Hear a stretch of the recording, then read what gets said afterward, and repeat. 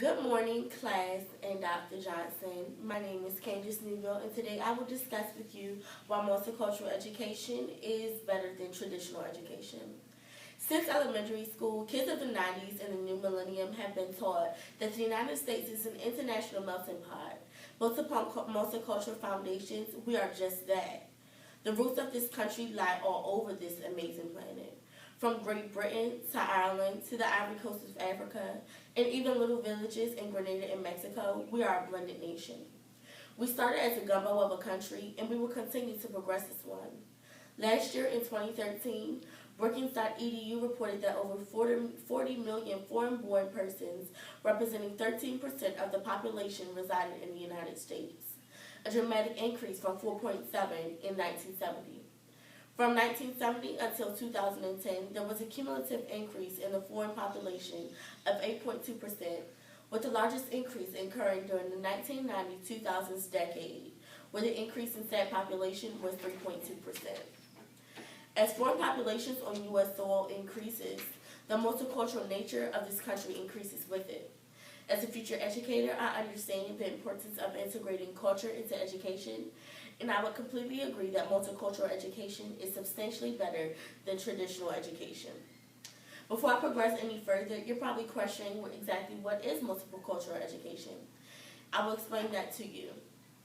By definition, multicultural education is a set of strategies and materials in U.S. education that were developed to support teachers and to respond to the many concerns produced by swiftly changing demographics of their students. It affords students with awareness about the histories, cultures, and contributions of diverse groups.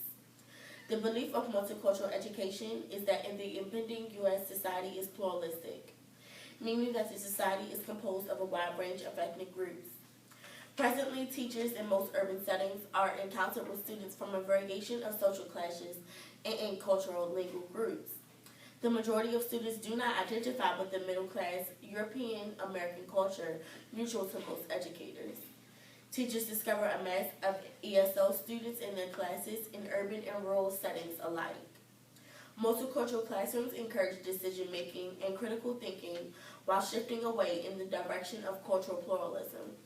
In addition to the overall meaning of cultural education, there are four main strategies to multicultural education: the contributions approach, the additive approach, the transformation approach, and the social action approach. The contribution approach replicates the least amount of participation in the multicultural education approaches. A common example is taking time out in January to read about Dr. Martin Luther King Jr. The next method, the additive approach, includes adding content, concepts, themes, and perspective to the curriculum without altering its basic structure. An example of that would be observing the outlook of a Native American on Thanksgiving, and would be adding cultural variety to the customary vision of Thanksgiving. The next method is the transformation approach, and this approach actually deviates from the traditional structure of the curriculum and encourages students to observe concepts from numerous ethnic standpoints. An example of that would be a simple Thanksgiving unit becoming an entire unit examining cultural conflict. The last method is the social action approach. This approach links the transformation approach with activities that promote the strong desire for change. An example would be after participating in a unit about North American immigration, students will write letters to political officials and newspaper editors to express their opinions and concerns regarding new policies. Now that there is a firm understanding of what multicultural education is, I would like to discuss with you its benefits so that you may understand why multicultural education is better than traditional education.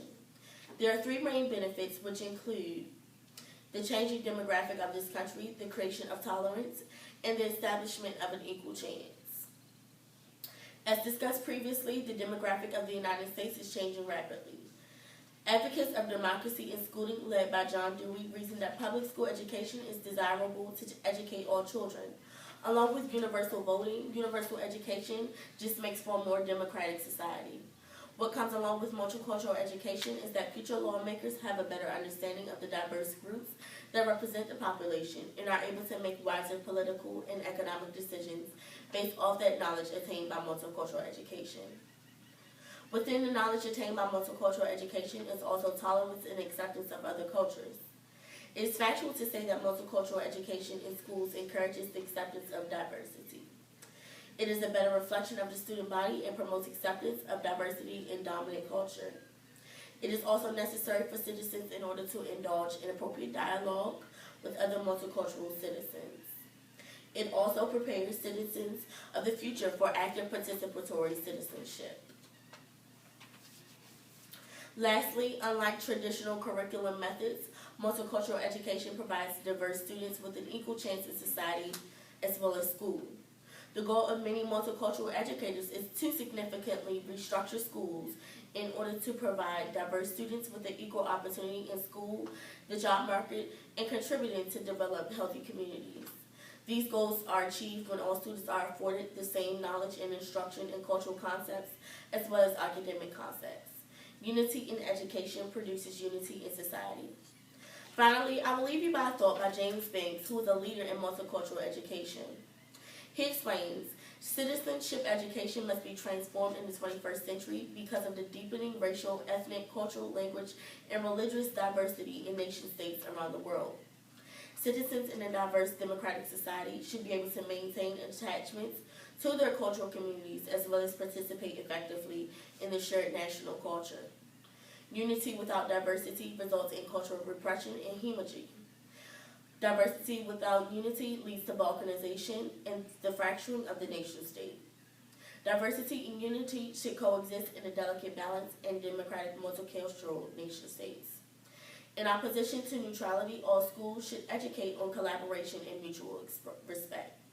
Integrated schools that are supportive of a multicultural curriculum afford an opulent vocation where students can meet and learn to work collectively.